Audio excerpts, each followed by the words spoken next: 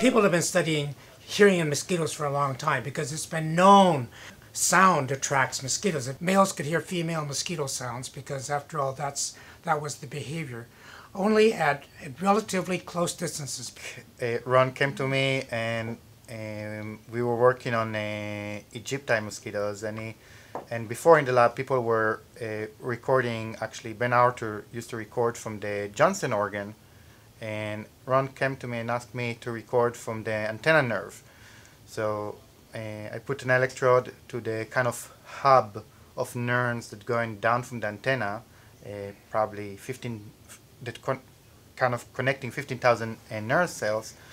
And at that hub, when I put the electrode, we found some really shocking, at least for me, I think also for Ron, responses from the antenna, from that antenna nerve.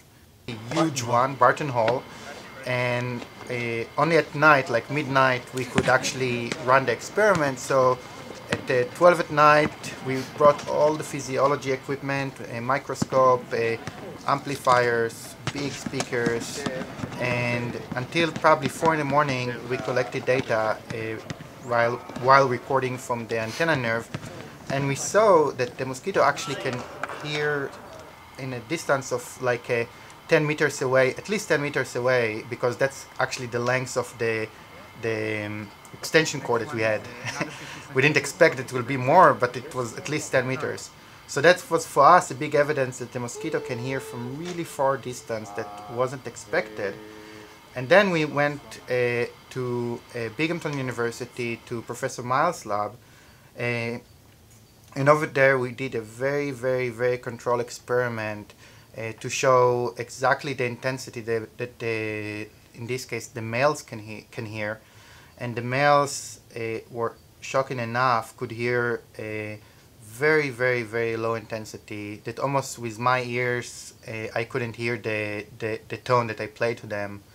And then to support those results, we ran a lot of behavior experiments to show that the males, once they hear the tone from far away, they actually initiate a flight, and that brought a lot of big hypotheses for the next step that actually Ron gonna talk about.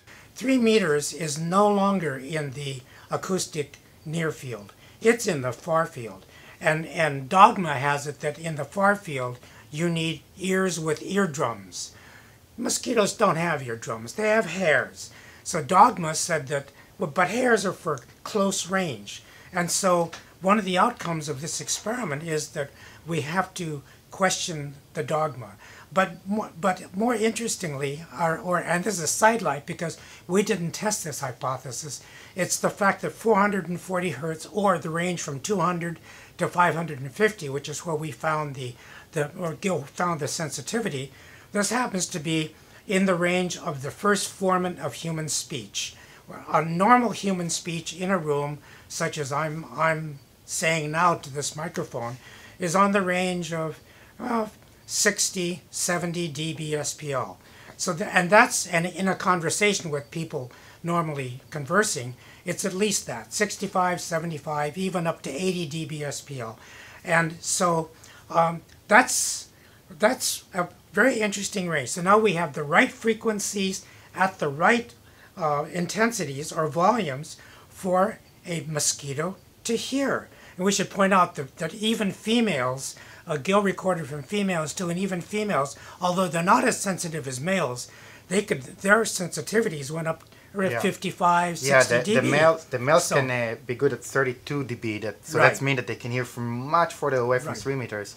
The females were around 55 dB, as you say, so they can at least hear a distance of 6 meters or more if someone is in a normal conversation. So so just putting 2 and 2 together, it turns out that mosquitoes should be able to hear humans in conversation at least 3 meters out to 10 meters away.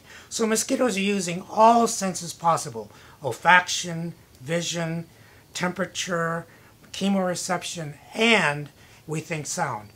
So our curiosity-driven investigations of mosquitoes has an interesting spin-off in the realm of microphone technologies. And I say that because in the hands of engineers like Ron Miles, he has been inspired by the way mosquitoes hear sound at a distance using a different principle from all current microphone technology, like this one.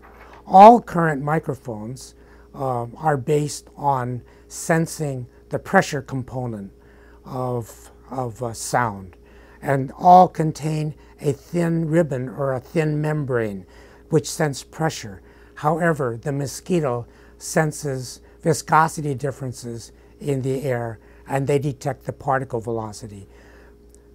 Applying that to microphones could open up a whole new avenue for designing microphones.